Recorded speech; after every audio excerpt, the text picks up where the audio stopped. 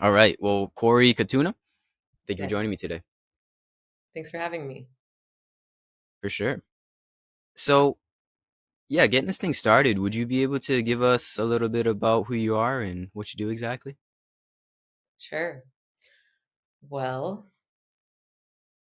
I think what's most relevant to your audience is going to be the spiritual stuff. So I won't talk about my hikes and my workout obsession and my, I won't talk about all that stuff so much necessarily. Those can Um, be spiritual. definitely, definitely true. Everything is in some way. It's true. Um, but I work with Bentinho Massaro and his team. This is one of the major things that I do. He has an app called Massaro University, which is like a big online platform for workshops and classes and um, different programs. So I'm one of the facilitators in Massaro University, and I've been on Bentinho's team for I don't know years. In addition, I co-own a company with my friend. She's also on Bentinho's team. Her name is Romay, and we host mentorships and retreats for women specifically. So they're curated cohorts of like 6 month retreats for about 30 women. And those are just some of the most fun things we do. It's, I guess you could say it's based on the core tenets of awakening, but we do it in a feminine way, I guess. And neither of us consider ourselves to be particularly feminine women. Neither of us would ever join a women's group. I mean, not that I'm masculine necessarily, but I don't think I'm not like into femininity things, like the stereotypical things. But because she and I had such a strong friendship and we've been through so much together and we've had so many, um, like falling outs and not feeling aligned with each other and confronting each other and talking through things and like the ugliest parts of a friendship and the most beautiful parts of a friendship, just because we've been through that so much in the context of awakening, being on Bentinho's team, sort of having everything get brought back to the light thanks to his guidance sometimes, or just the support of our fellow teammates and friends. I just think we've traversed more territory than most female friends have, and then we can bring other women into that friendship. So that's what we do with the retreats. It's in a way, it's like awakening friendship, or like growing together, moving into unity and oneness through the catalyst and friction of female friendships. So it's like the most inspiring thing I do in a way, is the work with, we call our company is called The Light Touch. And actually recently we just did a little like the Light Touch collab with Masara University. So we're bringing our next women's mentorship into Masara University, and we're opening it up for men and women. So it'll be 80 people instead of the usual 30, and it's going to be men and women, which is nothing that we've ever done. We haven't done it co-ed. We haven't coached men like this before. But we have our fellow facilitator, Mesh, who will be joining us as one of the lead facilitators, and we have a few other backup facilitators and support. So it's a new experiment, and we're excited about that. It's called the Shepherding Mentorship, and it starts January 10th. Cool. Yeah.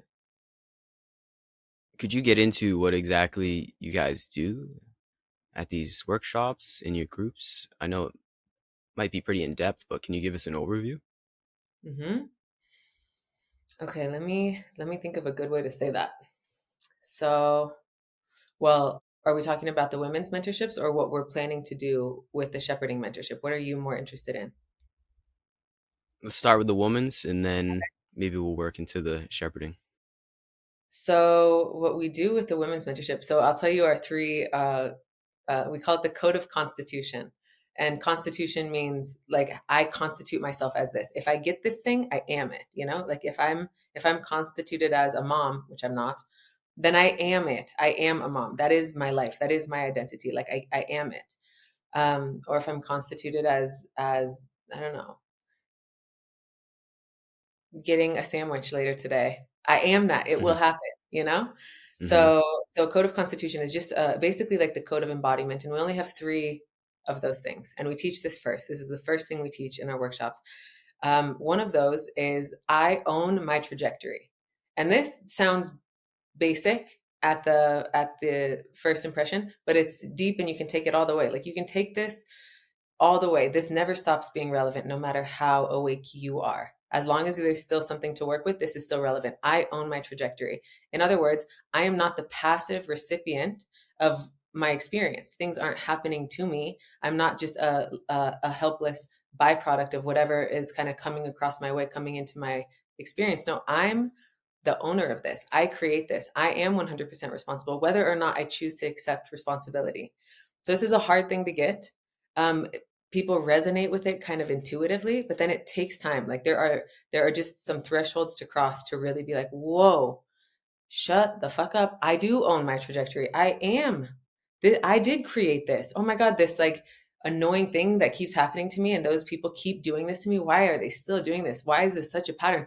I'm doing this. I'm creating this. I'm attracting this because of my own belief system, because of something that I want to learn.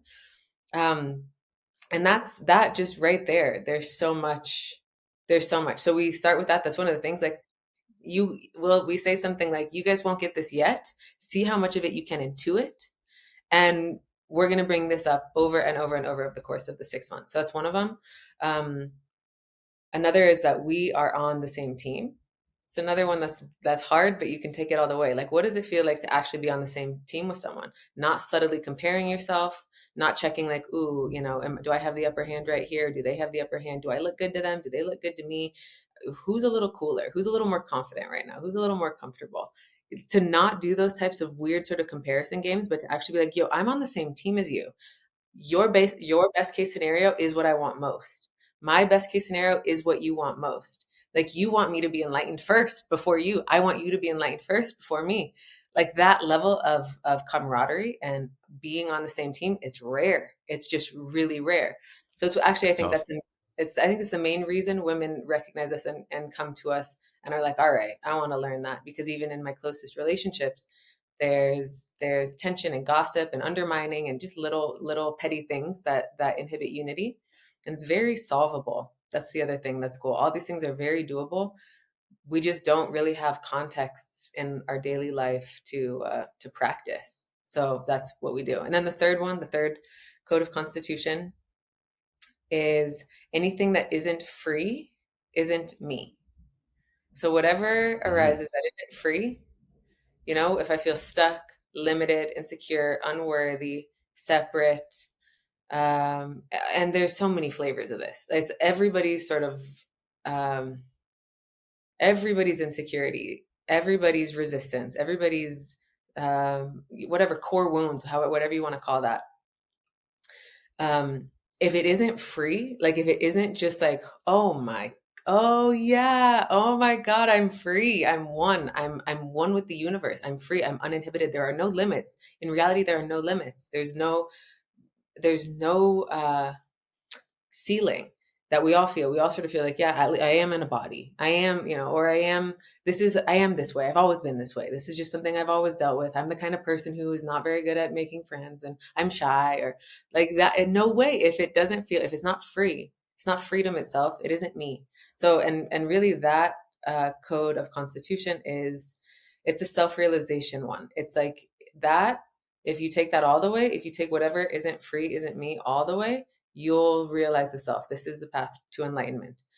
And again, we tell people that it's not, you're not going to get this one right away. Of course, we're just teaching you these things up front. They'll be useful on a relative level at first. And over time, they're going to become more and more useful on sort of an absolute level. So this is how we start, but we have a whole curriculum. We love this shit. We're both, in a way, we're both nerds for friendship and what it takes to be a real friend, like a real teammate. That's awesome. Yeah. Mm. What was the first one again? Um, The first code? it is. Let me go backwards. Whatever isn't free isn't me. We are on the same team, and I own my trajectory. Yeah, okay. Those are all powerful, powerful points. I think the trajectory one, like I own my trajectory one, is maybe the most powerful for me at least. I think that Cool. is where Yeah, I think that's like the culmination of the spiritual path, I love that. right? You decide everything here, and it's very Buddhist actually. Like you are in charge of everything that happens to you. It actually happens through you, right? That's a tough pill to swallow because there's a lot of things in our life that it's like, what? I did this? This is because of me? It's like, yeah, actually it is. And I think that is the maturation process. That's the spiritual awakening, really, is admitting that you've been had in some way and you've been had by yourself. You've been doing this to yourself the whole time. So Exactly. it's, and then I would say the reintegration of that insight is just deconditioning from, um, how do I put this? Is deconditioning yourself from the idea of not having control, is being at the whim of our environment and the world we were born into, being a victim, really, and taking the power back. Really, it's taking the power back so that one can be free. So true. It's so true. And it's really common, I think, with women to feel like, especially if they join a new program like this, they join a new mentorship. Okay, those are the leaders. Those, Corey and Romay, they're going to lead this mentorship. All I have to do is like be a, student, follow along, raise my hand at appropriate times. And it's like, and what we start off with is like, no, no, no, you own your trajectory. Why did you sign up for this? There's something, there's some spark, Mm, there's some desire, there's some hunger, like intention yeah, that you felt, and it's what made you pay for this. You signed up for this, you paid for this, you opted in for this, but that's private. That's between you and yourself. You stay attuned to that. You make sure you realize your goal. That's on you. We're going to teach everything that we teach. We're going to poke you when you don't want to be poked, and invite you into things before you're ready a little bit. And we make it a next level training. But it's on you to know if your intention is getting fulfilled. And for women to just get that permission slip to just be like, okay, wait, I need to make sure that this is satisfying for me. I need to make sure that I'm getting that itch scratched. Suddenly it makes us into now we're collaborating. Now they're a co-creator with us because they're up to something. Like they're on a mission. They want to get this. They want to have this breakthrough. They want that unity, or they want that freedom, or they want that transformation. And now we get to team up with them and cause that, instead of just like, you know, offering something over a glass wall and being like, here's what we teach, enjoy it or don't. But now it becomes like, no, we're creating this together. And that's also what keeps it so alive. Like we never, yeah, it's never a one-way street. It's always like we're in this together. We're learning too. So mm-hmm, yeah. And then you take it all the way. You can take it all the way. Like I own my trajectory. I love what you were saying about basically becoming the creator, or realizing the truth that you are at the source of everything, that you are at the source of reality. And that's yeah, again a self-realization. Like that's a enlightenment realization. And but again, if you start practicing that muscle from sort of a relative way, like we do in this mentorship, the muscle itself is universal. So you can practice it in a relative context, like in a social situation. But the more you strengthen it, the more that it applies to these big picture existential realizations later on, which we see. It's so cool. It's like, it's the mm-hmm, track to enlightenment. yeah. I think that's the pinnacle, really. And that pinnacle of you are the creator, you're the one that's creating this whole thing, does it does have its levels, infinite levels, you could say, in this whole Yeah. thing. And yeah, in terms of social values, in terms of how we put food on the table, um, our entire life, from the moment you wake up to the moment you go to sleep, maybe even in your dreams, you could say. That's a tough one. That's a deep one. But really, all the time, you're creating this whole thing as you go. So I do believe that is the pinnacle of the spiritual path. I mean, I think that is, in a nutshell, in some way, enlightenment, is to be always attuned with the creator mindset. Always attuned. That's easier said than done, for sure. I'm definitely not at that point, but I can feel myself gaining more sovereignty as time goes on. That's for sure. Working our way toward that route of complete sovereignty. Always knowing that I am the lucid dreamer of this dream. right? So good. And I think that's freedom. It is. Okay, I love this. And another way to say this, what you're saying, the creator mindset and sovereignty. Another one of the ways that I look at that, it's like emptiness. It's like you out of the way. It's like this. It's like opening. It's surrender. You know, you hear people say Yeah. surrender or receptivity. But at some point in, I mean, if you're pursuing this path, there's a point where you realize like, oh, I don't need to like get something. I don't need to figure this out. I don't need to figure out how to be enlightened or be aligned or be, you know, free, or I don't need to achieve that. It's like Mm. a getting out of the way. It's peeling this off and being empty. It's the easiest thing. It's the fucking easiest thing. That's the breakthrough most people. It's the most natural thing. It's what I actually just am when I don't do all this other stuff. It's like getting out of the way. It's not this big epic like divine graceful lightning strike that may or may not hit me this lifetime. No, no, no, no, no, no, no, no, no. Everybody can do this. Yeah. Love that. Especially in this lifetime. We Yeah, have all the tools at our disposal to be guided and directed into that vantage point. it's so true. It's really like if you want it, like how bad do you want it? How much more do you want to suffer, essentially? I love that And point. yeah, emptiness. That's where it all comes from too. It's not like you have to do anything or add anything into your life. That's the beauty of freedom, is it comes from this point of ultimate potentiality, right? Ultimate potential comes this ultimate kinetic force. That's Shiva and Shakti right there. It's true. It's so simple. It's so easy, as you said. We gloss over it, but hidden in plain sight always. Yeah, exactly. Now, what do you say are like practices or modalities to acquaint oneself with this ultimate potential point? um God,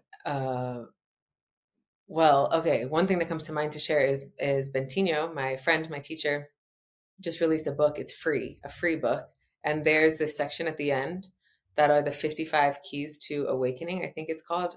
I hope that's what he calls it. But it's 55 Mhm. keys, and um, they're just tools. It's just like try this.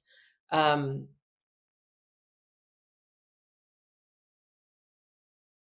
put everything that you're aware of into a container and continue to get behind anything that you're aware of is one. Again, I'm paraphrasing. But that he's got 55 tools, keys like this. So you pretty much can't get through this whole section of the book without one of them getting through, without one of them landing.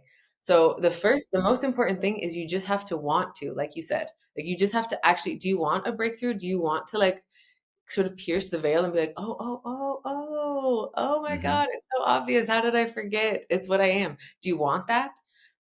Most people don't even know about it. Then after that, most Yeah. people don't think it applies to them or don't think it's accessible. And then even after that, if they do know about it and if they do think it applies to them, they still don't quite think like now's the time, or they don't think it's going to be very easy, or they, you know, so there's like a few thresholds to get over. But if you want it, if you want it, if you just like, okay, fuck it, I'm not ready. I don't think it applies to me. Still, who cares? I want it. I'm curious. There. That's it. That's the prerequisite is desire, will. Just I want to. I'm interested. I'm curious. I'm fascinated. I want to break through. Even if I never use this again, even if this is woo-woo nonsense, I'm just curious. Let me spend 3 hours today trying. So this to Yeah. me is like this is the first and most important modality is just try. Just Yep. try. Like use your effort. Be interested. Curiosity. Yeah. Try. It's like the biggest missing thing, even in people who are on this path. It's like weeks will go by and they haven't even tried. They just think that because I'm on the path, I'm on the path. It's, you know, there's something so beautiful about just like applying yourself. So that's Mm. the first thing. But you asked about modalities. The one I use recently, although maybe it's not so relevant at this point. I'll tell you the one I used, then I'll tell you the one that I first used that like Okay. created the breakthrough for me. Currently, what I use is the word innocence. I know it Mm. doesn't sound like much, but innocence, if you sort of look at it at the full extent, like the full extent of the word of innocence, to me feels like zero manipulation of the situation, including interpretation. I'm not even interpreting what's going on. I'm not expecting 1 second beyond the immediate moment. No interpretation, nothing added, no manipulation, no agenda, just innocence. Like just immediate presence, openness, availability, immediacy. That can kind of like crack me open at any moment. So that's what I use right now if I just need to remember. Um, I got the feeling you wanted to say something right there before I go into the I was just gonna say I like that a lot. okay. I do. Yeah, innocence, truly. But we think of innocence like, I mean, this actually aligns with it. We think of innocence like a child. That's what I think of, at least, childlike innocence. But it is that, unless you become like children, then you'll never enter the kingdom of heaven. Yes, exactly. Yeah, that's it. That's all I wanted to say. Awesome. Um, and the first thing I did, the first modality, although I don't know if it's so much a modality, but more a inquiry, was I was looking for, can I be aware of what's aware? Like, can I do that? Right. Of course, I'm aware. I know I'm aware, blah, blah, blah. We all know we're aware. But like, can I? So basically, it feels like, yes, so I have awareness like this. Here's my ding. It's like awareness coming out from this point. The point and awareness comes from here. Can I turn that around and look back at itself? Can I do that? That was my inquiry. It was just like, can I? Let me see. Let me sit here. Let me sit still and like see if I can use my imagination, like open up my mind to get that direct experience. Can I turn awareness around to be aware of itself? That the that the subject and the object become the same. Yeah.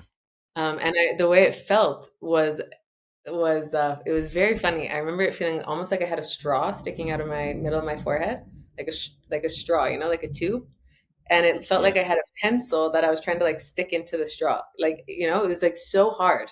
Like I Yeah. could almost get it. I just couldn't quite. It was like, oh, is it there? Oh, wait, hold on. And I kept kind of coming up with like the pencil kept slipping out. That's what it felt like. And then at some point it touched. I became aware of awareness. And it was like the whole thing just collapsed. Like there was no subject object. I was just for a moment awareness itself. And it just felt like, oh, like, aha, oh yeah, duh, exactly, duh. That's what I already was. That's the most obvious thing is like, oh yeah, Hmm. oh my God. So then that's how it Yep. felt. And I practiced that a bunch. Um, Also with the help of Bentino, also with the help of various books. Or YouTube videos, just really finding a million different ways to practice that exact muscle, aware of awareness, aware beingness. Bentino, we just had an event tour in Europe, and one of the ways he described this was, let it be obvious to you that you exist. What an interesting way to say that, huh?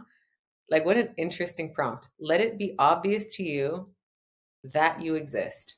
Let the fact that you exist be obvious. Isn't that just so interesting? I could contemplate that for hours. It's kind of funny because for most of us, it's not obvious. Yeah, We're too busy trying to exist as something, but just the simple fact of existence itself, again, it's hidden in plain sight. exactly. What you just said. Yeah. But that is where the power lies. Yeah. Yeah. So, I mean, is that all done through meditative practices? Like, do you guys practice meditation? Um, Different people like meditation, I don't ever pretty much just like sit still and meditate. So I don't know. Like it's not if you're asking like if you guys as in like the team or the facilitators in MU, there are some people that are like big meditators, like long, meditating hours a day. I've done that for spurts, like in different retreats or different contexts, or like when I'm sort of going through something that I need to crack the code. But for Yeah. me, no. For me, it's more like contemplation. It's like while driving, it's like Mm. I'm using my, like the power of attention to do different things. It feels, it's like I'm trying stuff. I'm engaged, and that can include total relaxation or total surrender or total innocence, using my attention to make itself obsolete in a way, like to just like have no object of attention, like to totally back off with any of my interpretation. So there's so many things you can do with your attention, and it's not really fun or interesting until you start. And then once you kind of start doing this and you're like, oh my God, these are the feelings that I've been seeking through pursuit of different goals, wanting different reactions from people, validation from people, romantic relationships, achievement of XYZ. This is what I was looking for. This peace, this freedom, this stillness, this total generosity, total love and compassion and oneness with people. This is what I was looking for. So that's when it starts getting fun, is when you start sort of noticing those like experiential fruits. Um, and then for sure, I mean, if everybody had like a basic training in this, people would see like, this is so accessible. This is so available. It literally comes down to even just trying. Mm-hmm. Yeah. And I do believe that is something that we all seek, whether we know it or not, whether it's conscious or not, in all of the goings on of our life. We're all looking for that unity in everything that we do. We're all looking for God in the outside world. But Yeah, yeah, once you just turn the camera lens back on itself, you'll see where God really is. exactly. Yeah, Hmm. And then once you see it that way, and maybe you can attest to it, there's no going back. It's just you may get lost in the matrix, personally speaking. I get lost in the sauce sometimes, for sure. I'm not perfect, but once you like touch upon it, right? Once you taste the sweet nectar of the all-pervading consciousness, unity, love, God, whatever you want to call it, it's like a switch that flips on in your head that doesn't necessarily ever switch off. The light may dim, for sure, as I said, but it's always on no matter what. You know what I'm talking about? absolutely. And this is one of the things I talk about in coaching and in some of the mentorships is a mechanism to help you remember that. So basically, when you access something like that, that feels like, oh, like undeniably true. Like this is true. This Yeah. blows out of the water any scientific truth that I might find. This Yeah. is a different paradigm of true. This like changes what true can even mean. When you find something like that, plant a flag. Just plant a flag and use your mind to remember it. Remember that. Just remember it even if you don't have direct access to it. That's something to trust. That type of truth is something to trust. I mean, and this comes back to the emotional guidance system, which is, I think people talk about this in different realms of spirituality. Bentinho certainly talks about this. I teach about this. But basically, and it's a tricky thing to explain because it's so easy to poke holes in. But the mechanics still apply. The better a thought feels, the truer it is. And I know everybody's minds right now are just like poking holes, debunking. I get it. Me too. Um, and the worse a thought feels, the more false it is, the less accurately you are seeing. So the worse you feel, the thoughts that associate with that bad feeling are more biased. They're less accurate. It's less as reality actually is, and more through the separate, contracted lens of an ego. But the better you feel, and again, some of the holes that people might poke would be like, well, yeah, what about when you're like tripping balls on meth and is that true? So, so I basically, I want people to extract from this what's useful, and then just use your common sense not to apply it to the dumb places. That's all I can say. Mm. Just use what's useful from this, and ignore what's not. If you have I mean, I think Hmm. that takes some intellectual discipline in a way to just be like, okay, I'm just going to take from this mechanism what I can use, and I'll let go whatever if it feels like, okay, well, what about this? What about this? What about this? So anyway, the emotional guidance system is that the better you feel, The better a thought feels, the more true it is, the more you can count on it, the more that's actually you seeing reality as it is. It's you seeing as God sees more and more. When you feel Mm, completely free, when you feel completely empty, that's that's one that's one and the same as seeing without filter, seeing without ego, seeing as God sees, seeing reality for what it is, seeing the truth. And when you're completely distorted and biased and feeling depressed and feeling like nobody likes you and there's nothing good about your life and you're worthless and it's just the most biased, you're just completely wrong, completely wrong. And people go through this. Every single human goes through this. Everybody goes through these phases of like, women go through it before their period every month, or most of us do. Um, but people go through it just all these different phases. And there's some relief around knowing the worse I feel, I can just dismiss that. I can just be wrong. Like when I feel awful, when I feel so separate, I can just be like, okay, no, I'm wrong. I don't need to latch on to that. So one of the things we teach is when you have these epiphanies, basically, of awakening and clear seeing, just remember that. Like, no, just trust the mechanics that that's true. Like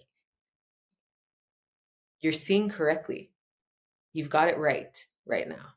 That is as yeah. it is. That is how life is. So even when you fall back into stuff later, it's just even if it's some back part of your mind that remembers, but that was true. I do know what truth feels like. I do know what truth looks like. I know what it's like beyond the veil. I know what it's like when I'm not under the burden of all these beliefs and thoughts right now. And I mean, and I agree with what you say about you can't really unsee it. Like having penetrated that once, you can't forget. You can sort of convince yourself that you were just on a high or like having some Hmm. sort of cool, super woo woo thoughts, but you can't unsee it. So, and then Yeah. this is like just to supplement that, we encourage people to like trust it, trust that what you saw from that state is accurate. Hmm. Yeah. Once you see as God sees, you don't go back. No. I like that though. I've never heard that before. You're seeing as Oh, no. God sees. Mm. Mm. Also, too, I want to say this: there is a process of discernment that comes from following what feels good in terms of emotional states relating to truth, than getting high on meth. We both say it feels good, right? But it's a totally different kind of feeling good. Exactly. So yeah, it goes in depth in terms of where and how you feel it in the body. And the feeling good of this bliss, the Satchidananda state, is totally different than pleasure. It's totally different than hedonism altogether. I mean, we just have like a saying to kind of overarch it in the English language in terms of it feels good, but it's kind of like better than good. I don't know how else to explain it. Like this feeling of moving closer to truth is it's not related to pleasure. I'll just keep it at that. It's a I lot love different than pleasure. totally. There's like it's a hierarchy. Mhm. It's like the difference between like what feels better, eating cake or working out. There's a hierarchy there, no? Yeah.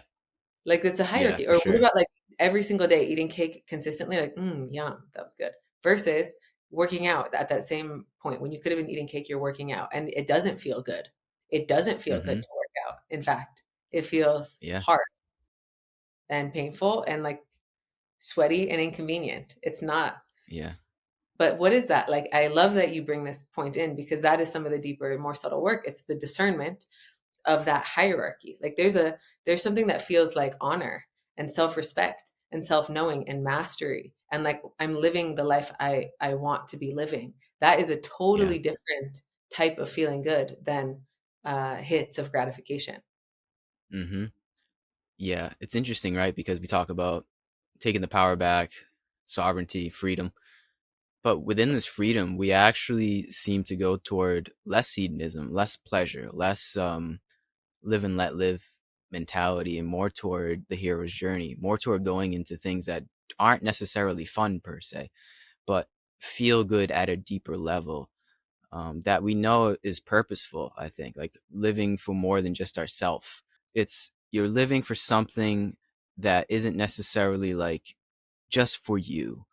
I mean, working out is just for you, but you could say, I don't know, in terms of your like your literal work that you do on a day-to-day basis, is it all just for you? Is it all just for a paycheck? Or are you working for the paycheck for sure? And also on top of that, you're working for other people. That's just another example, I Totally. think, that comes from this. It's like, where does it come from? And you mentioned this in the beginning, like your intentionality. Where does it all come from? I think that changes in terms of when you see as God sees. It's like, what are you living for? And I think it all comes down to like you're living for something greater than just yourself and trying to feel good, right? That's the baseline for our whole world. That's the baseline for materialism altogether, the Western world. Most of us, like, the pinnacle of experience is I just want to feel good today and not feel bad. That's it. I'm not judging. I'm talking from experience and where I came from. It was like, what can I do today to feel the best in terms of pleasure and hedonism? But Yeah. once you wake up, it's like life's a little bit more than that. It's a lot bit more than that, You actually. probably needed that, no? Like I had that too. Yeah. It's like you need to go through that where you do figure out how to sort of self-regulate, feel good, feel sort of confident, feel like, okay, I can hold my own in this life. And then this is the natural progression. It's like at some point that starts feeling bad. But when I was Mm. 15, learning how to feel good felt good. Like that was what was Yeah. relevant to me. That was what Yeah. was most, that's what I needed to learn. But I totally think you're right that for the most part nowadays, that's still where people are at, is like just trying to feel like relatively good and to not feel bad, or to sort of reduce suffering and to sort of position themselves for like slightly more success, as opposed to coming back to like, wait, what is my life for? Like if Yeah. I could just like pause everything, like pause time, freeze, hold on. What the hell am I doing here? What is the point of this? I mean, and I would say this even to people who are hardcore pursuing self-realization, which can be very like solo and monk mode, and I just want God, I just want God, I just want God, I just want oneness, I just want the absolute, which is amazing. But then that's where you come from. That's what you already are. So what is your life for? You already are that. You can't get rid of that. No matter what, no matter how many lifetimes you suffer it, that's still what you are. What is this life for? And I mean, I think it includes self-realization for most of us, or for many of us, at least the sort of seekers among us. But even for the people that think, oh no, it's just to realize the absolute, I think the more they go along that path, they'll realize like, oh, that even that has a little bit of vanity in it. Like even that comes Yeah. from some lack, or from some hedonism. How do you say it? Hedonism? Hedonism. Hedonism. Yeah. And what's truly fulfilling, like if I actually look at this hierarchy of feels good, um, it's about self transcendence and devoting my life to something greater than me, or the obvious things that I can affect. Yeah. It's about servitude, right? This is what we're teaching in January, is the shepherding mentorship. It's about shepherding. Yeah. Mm. Mm-hmm. Yeah, I feel like one naturally becomes the shepherd. One naturally becomes the servant. Like, you have these realizations, and it's helped me so much in terms of how I see my life and the world and everyone around me. It's like, how can I not? How can I not at least try? How can I not at least throw it out there? How can I not at least offer Yeah. others to come along? How can I not try to shepherd others, you know? I think that's the second half of the spiritual path. Is step one is the realization or realizations, and step two is serving others that you saw aren't really the others in your realizations. Beautiful. I love that. Right? Do you feel like this subtle obligation to serve? Let's see here. Let me see. I like that question. I haven't thought about that before.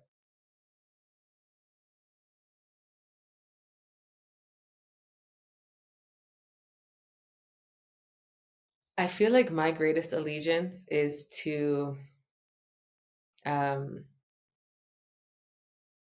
I guess you could say God. And I know that word just doesn't do the trick for a lot of people. So we can also say source, or the self, or um, truth. So that's what I feel, that when I'm sort of out of integrity to God or to source, I feel that as suffering. Um, so this obligation to serve, I wouldn't say that like I feel a personal or like social obligation to serve. I also don't respond. I don't like if people really expect me to do stuff, if people are like, hey, we expect you to XYZ, that doesn't like, I don't feel that as pressure too much. I can kind of shake that off.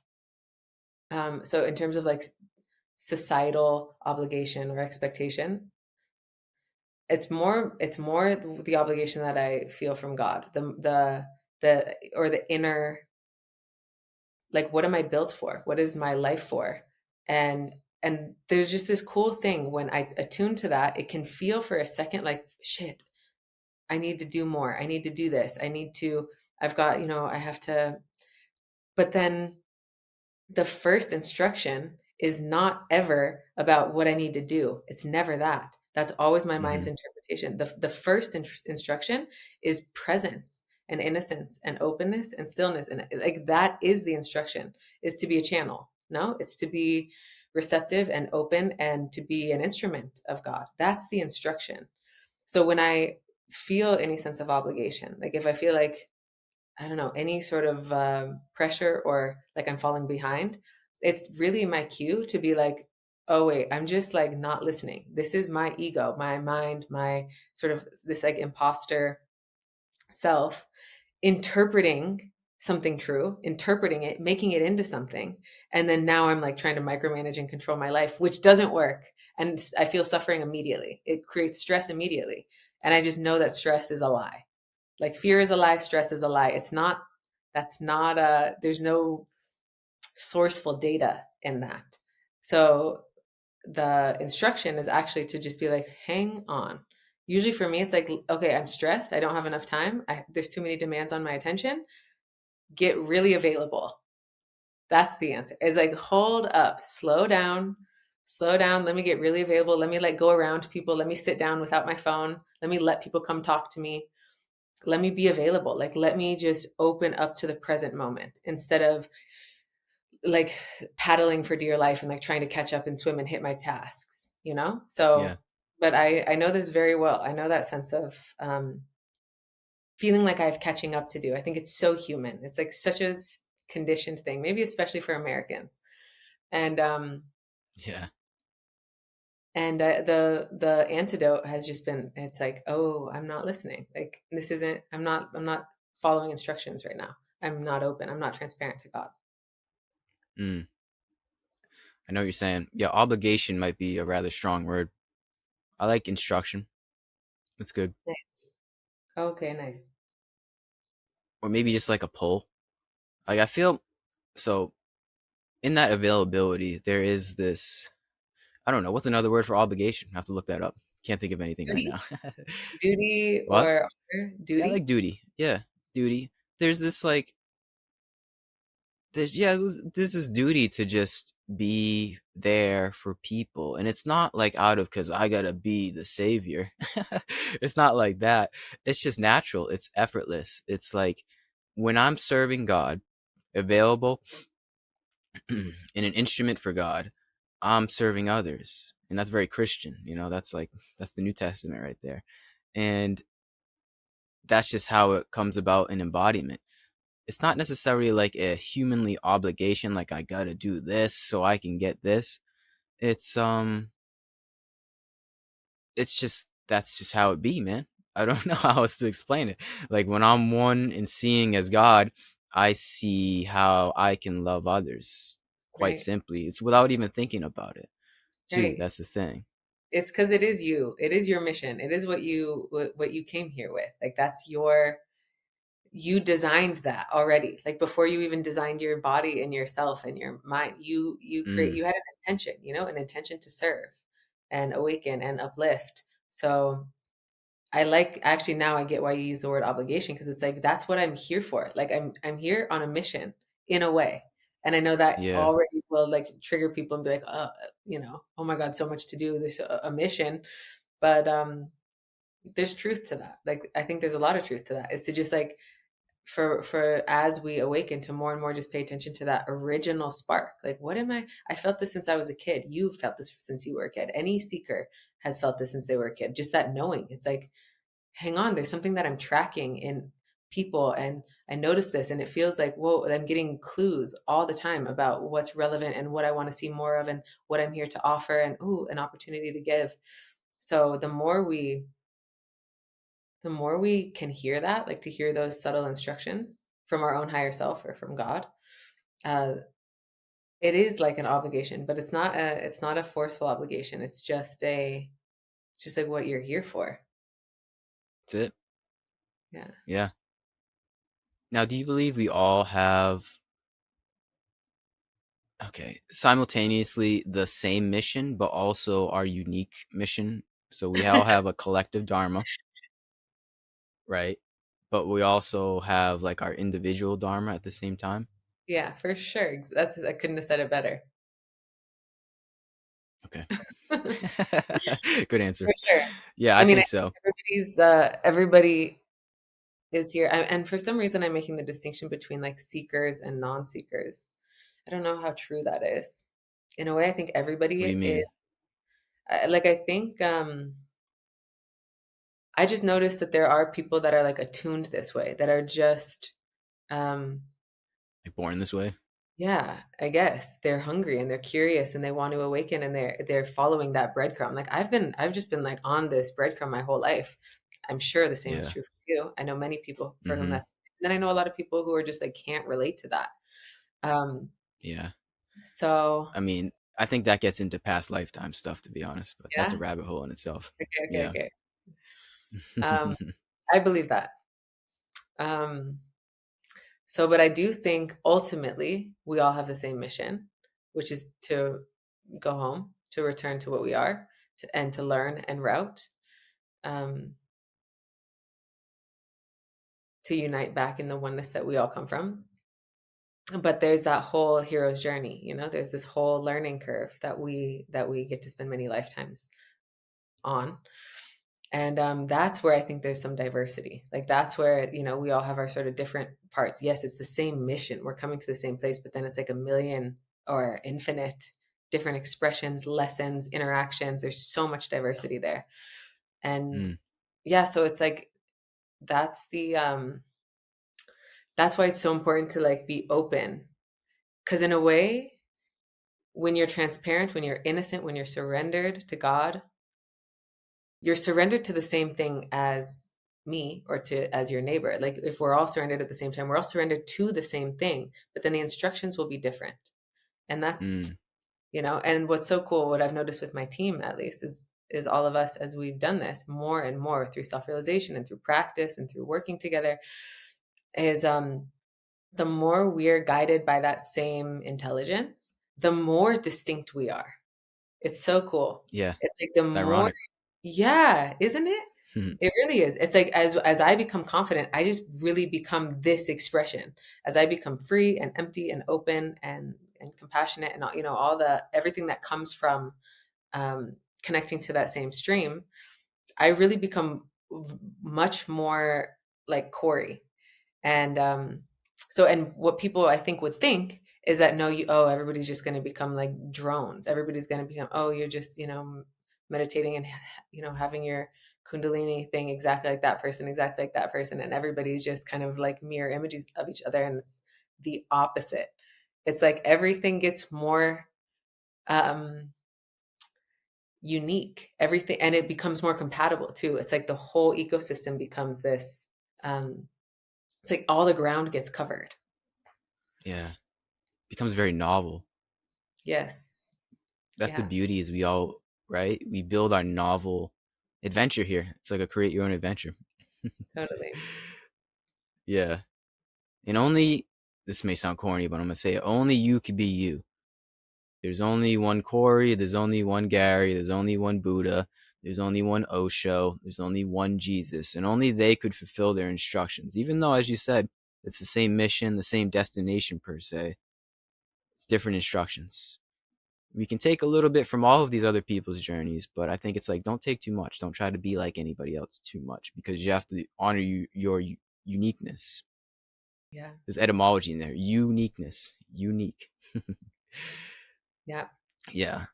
And you can trust it, because a lot of time that sort of uniqueness is a or like, this is just this is just me, this is just who I am, I'm just, that can become such an identity, and it can be a cop out, and it can prevent you Mm, from actually um entering your true expression, like your true uniqueness, because you're so sort of attached to, this is just the way that I am, I am this type of person. I'm stoic, or I'm a yogi, or I'm tough, or I'm, shy, or yeah. whatever, all these identities. But when you align to that shared source, that one thing we all have in common, that, like, as a prerequisite, if we all like just track that, open the crown to that, now you can trust this authenticity that comes through you, because it's not about me anymore. Like, it's not Yeah. about Cory and what I think looks cool and what will get me the results I want and what will make sure I, get this certain validation from those. It's not. It doesn't come from self concern like it used to. Mm, My God, I can speak from experience on that. It took so much management, but now when it's just listening, and the only agenda I have or intention I have is service, is like, let me just do this exactly as is guided. Let me not interfere. Let me like listen and act immediately, without filter, without interference. Now, whatever is authentic or whatever seems unique about me doesn't feel personal. It doesn't feel like that was my cool idea, or I deserve credit for this, or it doesn't have the same tone that it used to, when it was about me, like when it was just me and my authenticity, or my, me and my cool, unique personality. yeah. Well said. Yeah. That's the thing too, is how do I put this? There is no doing it for any reason. There's no fruits of our labor. I mean, fruits do come and go for sure, but it's like we don't do it for that reason. I feel like this wavelength, this resonance is like acting just to act, playing just to play, or maybe being played. The instrument of ourselves. It's just like as you said, for no reason at all.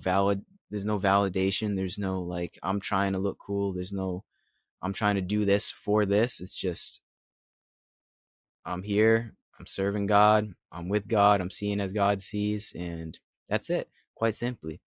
Yeah. And that's beautiful to be able to see that. And I feel it 100%. I don't always feel it. I'm not perfect for sure. But when you're in that flow, it's undeniable. And it really does feel like flow, right? It's like you're Yeah. going with the flow. It's such a gift, huh? It feels like a sacrifice. It seems like, oh no, I have to give up my control of of like handling my life, and Yeah. instead just prioritize this like elusive, abstract, like obscure, God. And that's what it Yeah. seems like, I think, to people, is like, no, like, what are you even talking about? But then to just love God, or love source, or love the truth, to just love the truth, and to feel that anybody can try it right now. This takes no practice, no spiritual background, nothing. Just to love God, to like let that feeling happen. It already, what that does, it will start to infuse you with fruits, with intelligence. Just that. It's a small move, but it works. It just works. It's like, okay, let me prioritize my love for source, my love for truth, above my own micromanagement of this life and myself, and what I think is important down here. Let me just love the truth. Let me just love God. And immediately what that does is it starts to infuse you with instructions, or with confidence, or with clarity. It's like not a hard move. People think it's Mm-mm. hard. People think it's a sacrifice, but it's just a choice. And it comes back to what we were saying earlier about just try. You don't ever have to do this again. Give it a day. Like, but for people to actually just get that, it comes down to effort. It just comes down to a little bit of effort to get over that hump. And then the momentum has its own life, because you see, Yeah. oh, this is what I wanted. Oh, I didn't realize that everything I was seeking came as a result of me donating my attention and my stress and my micromanagement to something beyond myself, to the self Hmm. or to truth. It's so Yeah. underestimated. I like the word donation too. I Mm, never heard anyone say that, to be honest. You're donating. Yeah. I like to say offering, where like you're offering up. beautiful. Yeah. I mean, to one level of intelligence, it is a sacrifice to the ego, to the mind, the thinking mind. You do have to sacrifice that part of you, like the lower self, you could say. 100%, that's got to go. Something's got to go. And it's that. It's like your survival mechanism that has been conditioned in us over thousands and thousands of years of evolution. And from birth, we've been conditioned into that. That's got to go. um, that's what's got to be sacrificed. Jesus showed us that. He was like the prime example of that. But haven't you had the same thing where like it's so scary and you don't want to and you don't get it and it's confusing and it's like, no, no, no, no. What do you mean I have to sacrifice my survival instinct? What do you mean I have to like give up my Yeah, control? Like, and it just sounds so scary and it sounds so significant and it right. sounds like, what the hell are you talking about? Do I have like, what does that even mean? And then you just like put your cards face up, you lay down your arms, you put your guard down, and then you're just like, oh, this Hmm. this is what I was so scared of. Yeah, It's only a myth. It's only a lie. It's a phantom. It's not really there. This whole whatever is scary about surrender, whatever is scary about uh living a mission-based life or donating yourself to God or loving the truth above all else, whatever is scary about surrender isn't actually scary to you. It's only scary to yeah, some little thing that you're pretending to be pretending. And then yeah. when you remember, you're just like, buddy, it's the sweetest thing. It just feels like, oh my pumpkin, how could I fall for this? How did I fall for Yeah. that? Yep. How did I fall for it? Yeah, it's like you tricked yourself into delusion. Yeah. Hmm. It's tough because um if you don't know that God is love, it's like I could see why people would fear surrendering to God. The maniacal, very overbearing God of the Bible per se that one should fear, right? The fear of Mm, God, we've all heard of that. Um but once you realize what you're surrendering to just loves you unconditionally, and I hate to sound cliche and corny, but to know that God is love, surrendering to that is the greatest thing that you could do. I mean, there's nothing higher than that. To surrendering to the God of love and becoming an instrument of that God of love, like that's it, man. Just call it at that. But it's hard to know that. Like that's the I think the hardest part of the path is like realizing that it's worth it. Like it's 100% worth it to be able to surrender to love, essentially. wow, so cool. Awakening just has a marketing problem, I think. Who's that has a marketing problem? Awakening has a marketing problem. Yeah, 100%. Yeah, that's the thing is like you can't, and that's like even if somebody listens to this hour-long podcast, I mean, it's like, is that going to do the trick? Maybe. We only go so far. Like our words only go so far in terms of marketing awakening. Like I can only be a testament. I think we can all just be like guideposts for other people to say like this is real. But at the end of the day, too, is like I can't do it for anybody.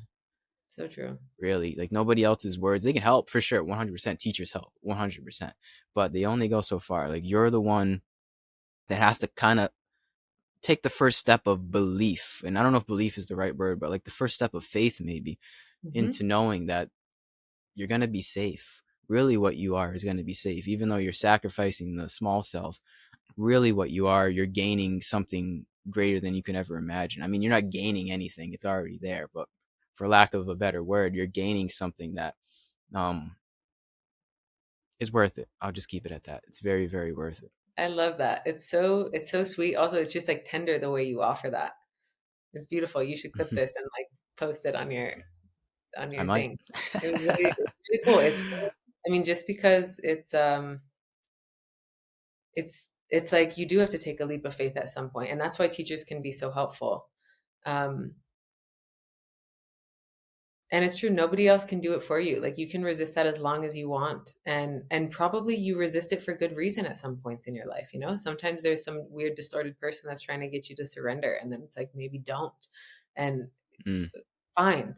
But then it's like at some point this comes back to own your trajectory. Like what are you here for? What are you up to? Like, and then once you realize that you are infinitely safe, that like what you are, it's not if it's not free, it's not you.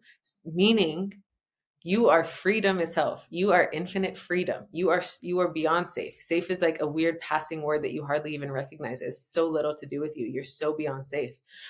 Um, and to find that out in direct experience, it takes something, it takes taking the first step of belief, like you said, which I love that.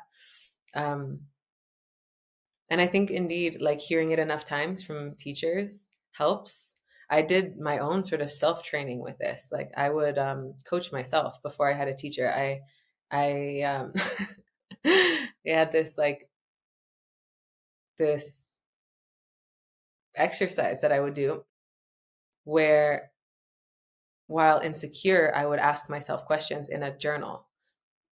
Just I would ask the questions, or I would even just like journal from that state, like, okay, I think something's fundamentally wrong with me. I would just journal from whatever insecurity I had. And then I would come back later when I was like bright and clear and generous and free. And I would come back and respond. And I did this a ton. Like I did this for years. I still have it in case I ever need it. I still have it in my phone, a modern mhm. version of it. But I probably started this when I was 15 or something. And over time, just that sort of self coaching helped me. Yeah, I feel like it helped me sort of streamline the belief process because I got to see how wrong I can be while thinking I'm right, while thinking it's really true that something's wrong with me, really thinking that's true and really having proof for that, and then coming back and just being like, you goofball, like you were nuts, you missed something, you were losing it. Just to be able to come back to myself with humor like that and totally Yeah. undermine what felt like it was so significant and so real. I think that just kind of opened me up for humility. It kind of created this like, okay, I can be so super wrong, and every time I realize that I'm wrong and open myself up to something greater and brighter and freer, it's safer there. I'm even more Mm, safe. I'm even more. Um, these things that seem to concern me really don't exist there. It's a paradigm shift every time. So I think I got comfortable with that like shifting like that, and not hanging on to what feels like my safety net. So I think there's many ways mm, people can do it. I think listening to podcasts like this and just having these types of conversations and just being curious and following whatever thread arises will will crack people open to this. But anyway, I love that I could feel it. I guess when what you were sharing, it sounded almost like you were talking to a younger version of yourself, wow. Maybe that's or at least powerful. like you've been there, like you've been there, like from experience that there you have to take a leap Yeah. of belief. Hmm. I think you're right. Hmm. For sure. And I think that's what makes a good teacher is somebody that has been through it, that has experience, that has humbled themselves in some way. Actually, um, you know, they've been in the trenches For sure. to be able to, right, to be able to convey. If not, then I think it's kind of false teachings, right? They're just parroting others. The best teachers are the ones that have suffered the most. Especially in the areas where you've suffered. Like if Yeah, I'm exactly. somebody who had suffered in the ways that I'd suffered, that would be my teacher. If they've transcended it and they used to have the stuff that I was struggling with and now they don't, that's my teacher, Even if Yeah, they're not perfect yeah. teachers. Mm. Mm-hmm. Yeah, and as you said, being able to just be with other people, chop it up, just sit here, literally just sit here and be open and vulnerable is a very powerful practice. Like this is my sadhana, I call it, but for anybody listening, you don't have to record it and put it on YouTube, be crazy like me. anybody can do this. Anybody can form a community, have a community to just sit down with others that know, per se, others that are on this wavelength. It's so powerful to be able to do, because it's like provides reminders, it provides examples. I just see community and doing these conversations with people as a remembrance for me. Like, it serves as a remembrance. I think Cool. that's ultimately what community serves. We're all just serving as a remembrance for each other. So you can do it if you want. We have the internet. That's the power of the times that we're in. You can reach anybody. You know, you're in Colorado. I'm in Boston. Amazing times that we're in. We take this for granted, the technology that we have. We all have 4K cameras in our pocket and microphones in our pocket. But really, when you come and just sit down and fathom what we have, it's magic. Like, it's truly magical times that we were born into. And there's no excuse. There's really no excuse. I think we have all the tools at our disposal. We have all the teachers at our disposal. And it's up to you if you really want it. As we said many times in this conversation, if you really want it, um, it's yours. The choice is yours. Amen. Amen. So on that note, I think we can probably start to wrap it up. But do you have anything else that you want to say before we do, Cory? I don't think so. Maybe a note of gratitude to you for this conversation and, for making it happen, being a great, super sincere host. Amazing conversation, I think. Yeah. Well, thank you. Eternal gratitude to you. It's only possible because people like you say yes. So thank you for coming on here, Cory. Awesome. I think this You was too. awesome. You're a cool person. Keep up the good work. And yeah, I wish you all the best. Peace and Back love. Thank you. Peace and love, everybody. Bye, y'all.